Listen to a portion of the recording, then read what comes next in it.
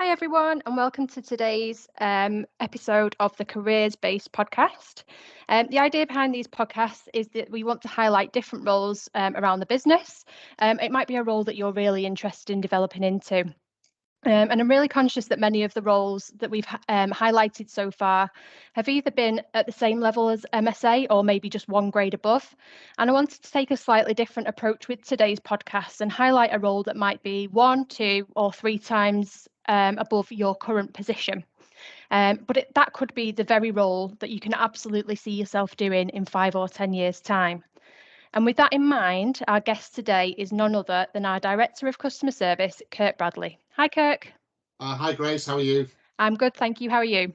Yeah, fantastic. Thank you very much. Excellent. Thank you so much for your time. I know you're really busy and I really do appreciate it.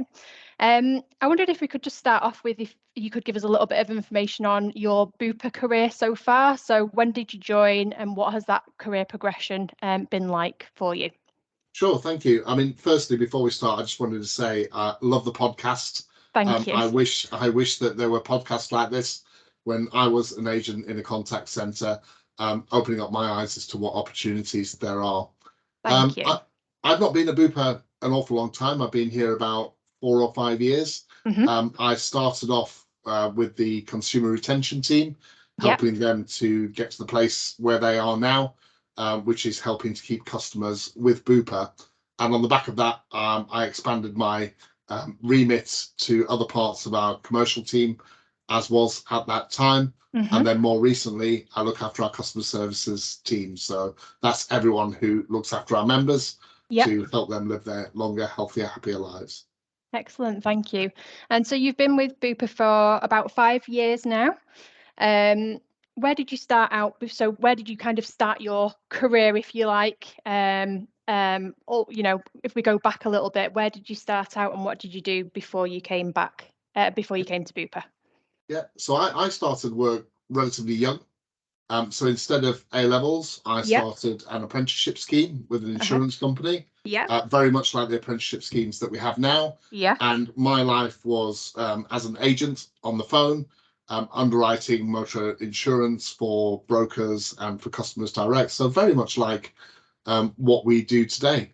And then on the back of that, having completed my A levels and my insurance exams and various things like that, spent many happy years helping customers out in very much the same way that we do here at Bupa. And then progressed my career in that insurance company, doing all sorts of different roles, a wide variety of roles, from risk and compliance to technical claims, through to working in a really interesting job across the world, from places like Moscow in the east to Canada in the west. Wow. I have to say, though, my heart has always been back where I started in operations, and I'm so glad to be back doing the first job that I love, but in a very different role in the contact centre. Yeah. Oh, that sounds amazing. Would you say that you've always been quite driven? I think it's important that people have a passion for what they do, whether that's at work and at home. And I definitely have a passion for work insofar as I like making things better for our customers. I love creating an environment where people want to be with us and join us in delivering that purpose. And it's a genuine purpose, which is so much more special at Bupa than it has been elsewhere. So if that counts as driven, then yes. Yeah. Excellent. And is there anyone kind of in your journey so far that's maybe helped you to shape your development or point you in the right directions maybe from time to time? Yeah, I think there's probably so many people I can mention that have influenced my career, and probably not in the ways that you would ordinarily imagine. So if I pick on sort of 2 or 3 examples, in the traditional insurance company I joined, you followed a structured career path. And I came across somebody who was already 2 or 3 levels above where I thought they should have been in that structured career path. And I asked them how they got there. And they started to talk to me about how they sought out opportunities for development, opportunities to take on more work, do more interesting stuff, and found promotions on the back of it. And that really opened my eyes up to that not only did I needed to be great at what I did, but I needed to network and seek out additional opportunities. And that experience has held me in good stead for throughout my career. I think the second experience I had was probably not a positive one, but it has really made me think that careers aren't straight lines. That sometimes you might need to go sideways to go up. And it was when I was on a career path within our risk and compliance area, and I was virtually promised the next job if I stuck around for another year or did certain development items. And when it came to the end of that, I was told that they were looking for something different and that perhaps I should seek something else. And I honestly have not looked back, because that something else was back in operations. I realized how much I missed being close to customers, being close to people who are starting out on their career journey, and I haven't looked back. And I probably accelerated beyond where I would have been had I stayed in that sort of neat little triangle of a career path within that function. And then I guess that, sorry, I've got one more. No. Yeah, go for it. I guess the final one is, it's really important that you network well and be really open, transparent, honest, and kind and nice to the people that you deal with, whether they're people like you were when you were an agent, whether they're directors, because everybody's genuinely wanting to do a good job. Yeah. And if you do that, you'll get recognized for it and opportunities will open up for you. Yeah. Thank you. What I was going to ask was, in that moment in time where you'd had that knockback, how did you manage to motivate yourself to kind of get yourself back on track, even if there be a different track that you were deciding to go down? How easy was that for you to do? I can't say I wasn't gutted. It was a real life lesson to encourage me to think more widely. My energy was really buoyed by, as soon as I started speaking to other areas and other people, it was amazing to see what goodwill and grace there was and what efforts other people would go to help you, simply because you have a reputation for being great at your work. You have networked well and you have lots of contacts and people who know that you are good and want to do good things for the customer and for the business. And that you know, things that you have done for other people are repaid in bucket loads when you ask for help yourself. So it didn't take me long to bounce back and get my energy back and be refocused in a different career path. And in that particular circumstance, it was one of the people that I spoke to that immediately created another sideways opportunity for me to go and get experience elsewhere, and my career took off again. Yeah, excellent. Thank you. Would you, I mean, this is going to be probably a quite difficult question to answer, so maybe not a day in the life of, maybe a week in the life of, but what does that look like for the Director of Customer Service in Bupa? That's a great question. So let me have a quick look at what I've been up to this week, and that might help a little bit. This week started out with helping our colleagues on our colleague experience program. So we are looking at central programs to help make our rewards more relevant in the marketplace in which we operate for our people, whether that's salary, whether that's flexible benefits, whether that's the choice of making options on things like pensions and various things. We've got a real challenge in our market to recruit in the markets in which we operate and to retain people. And I think Bupa does a fantastic job in this space, but it's constantly evolving. So we spent a lot of time with colleagues in Group and UK around that. And it's a hard job to not only get things over the line, but to do it consistently and fairly across the piece. I spent time with my team setting ourselves up for this week. It's been a challenging January, and our team, all of our team, including all the agents, have done an amazing job of looking after our customers in January. But we're planning for what help and support we need for February and March. And I also spent some time this week updating the exec on our positions and plans. It's great having a supportive exec who are asking, you know, what do we need to make this a success for our customers, to keep up with the amazing growth that we have in Bupa.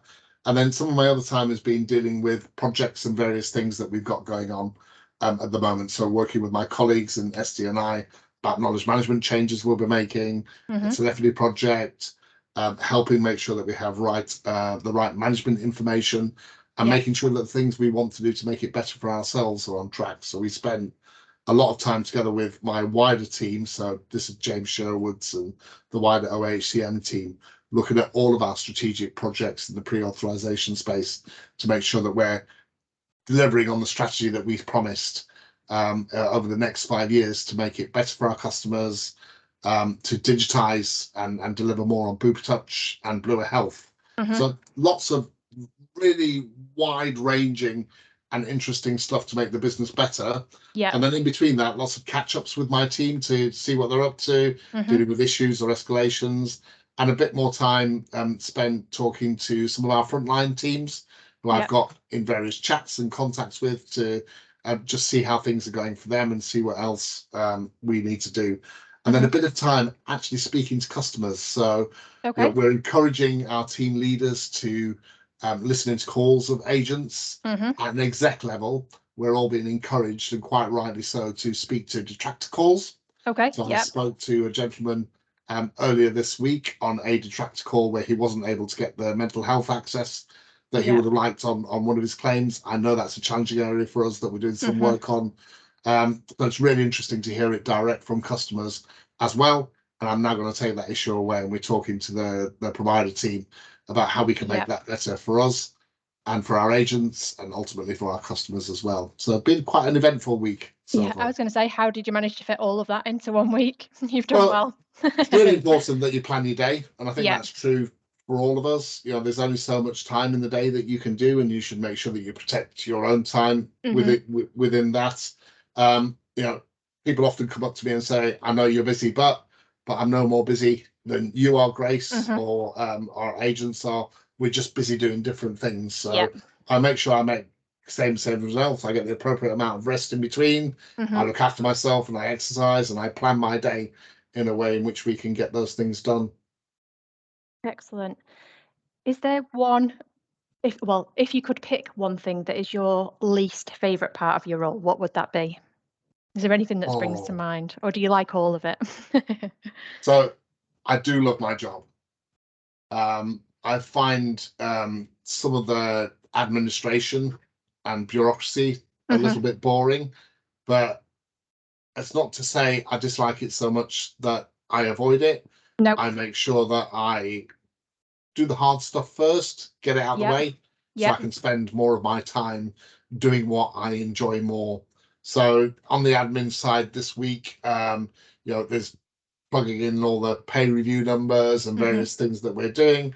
I love the elements of that are about making sure that it fulfills our purpose and that we attract the right people and we retain it and we deal with the challenge of the cost of inflation, etc. But then plugging every number in the spreadsheet and then making sure it all adds up is less enjoyable. So I make sure I do that first and I do it properly, and then I can spend the time doing what I think I do best, which is helping our teams deliver for our customers. And if we flip that question on its head, then if you were able to pick one thing that you enjoy the most, are you able to do that? And if so, what is that? Oh, what a great question. I really enjoy watching how people develop and grow in their roles, take accountability, take responsibility, deal with new challenges, and over time see them either become even better at their own jobs or develop into bigger and better roles. Only today I was speaking to an ex-colleague of mine who was looking for development advice outside of her own organisation on what it's like to be elsewhere. And I look back at how much she's changed in the 8 years since she worked with me, and it just makes you proud that you're part of that journey with those individuals. And I think that sort of feeling just gets replaced over and over again with the people that I work with day in and day out. It's very rewarding. Oh, that's lovely. And you've led me quite nicely into my next question, and it's almost like we planned it and we really didn't. But what would your advice be to anyone who aspires to have a role like yours within this business?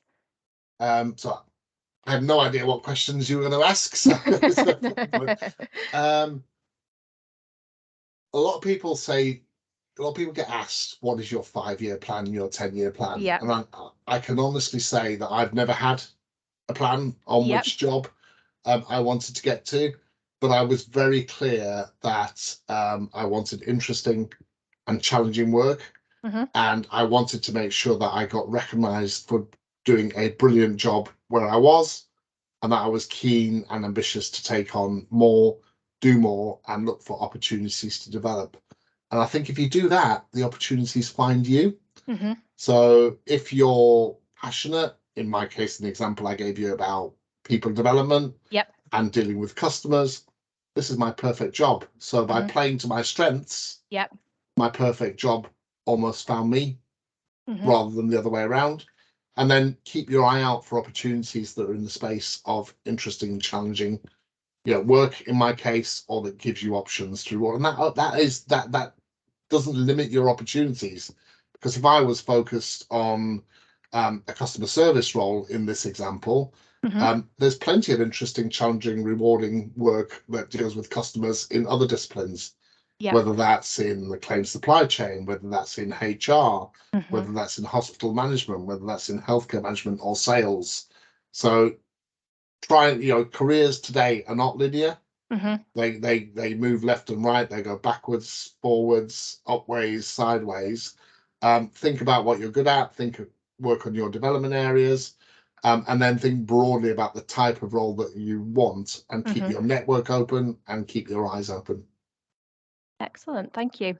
And then that brings me on to my final question. I do ask this question of all the guests that I invite onto the podcast. But for you in your role, how do you contribute towards making the elephant run?